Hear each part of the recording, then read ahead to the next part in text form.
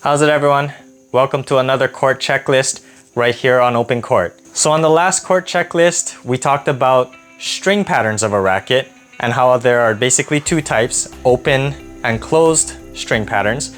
So now that you guys understand the different characteristics of the string patterns, today we're going to be talking about drill patterns. And this is important to understand because just because two rackets have the same string pattern, the drill pattern may be different, and so the characteristics of the rackets may be slightly different.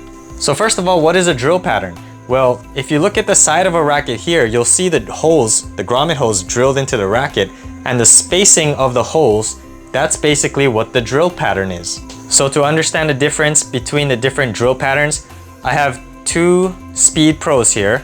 These are different generations. This is a 2013 UTech Graphene Speed Pro, and this is the 2018 Graphene 360 Speed Pro.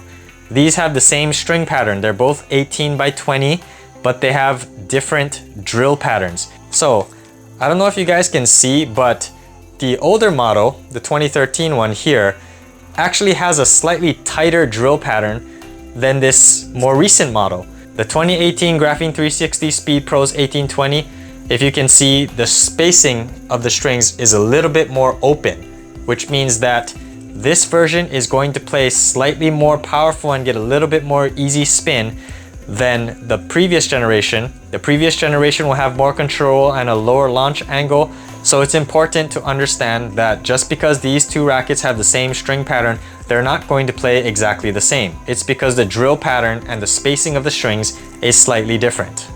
So let's take a look at another example. So I have two very different rackets in my hand over here. Over here I got the Dunlop CX200, and this is the Babla Pure Strike 98 second generation in the Wimbledon paint job. So these are also both 16 by 19 identical string patterns, but the drill pattern is different.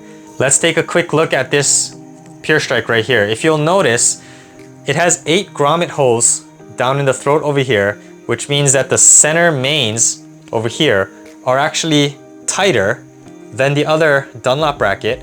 And so the tighter mains here will actually result in a little bit more control, a little bit more of a lower launch angle, but it'll still get a decent amount of power and spin because the cross strings are relatively open. It'll allow the mains to move and slide. There'll be a little bit better ball pocketing or dwell time. And so you'll have a lower launch angle with a little bit more control on full swings, but you also get a decent amount of spin and power. Now let's take a look at the CX200. If you notice here, the main strings are a little bit more open than the Pure Strike. So this one will have a slightly higher launch angle, but if you notice over here, the cross strings at the center are tighter, which means that a tighter cross string pattern in the center means the main strings will actually move a little bit less. So with this, you'll get a higher launch angle, but you'll actually get a little bit less free spin and free power because you'll have a little bit less dwell time, and the strings are not going to snap back and give you as much easy spin as the Pure Strike, which has more open crosses. But because the strings don't move as much in this CX200, the strings will actually take longer to break in this one than the more open crossed Pure Strike. So as you can see with these two rackets, they have the same identical string pattern, 16 by 19, but the Pure Strike has tighter mains, which will lead to a slightly lower launch angle, but it has open crosses, which means that you get a decent amount of power and spin.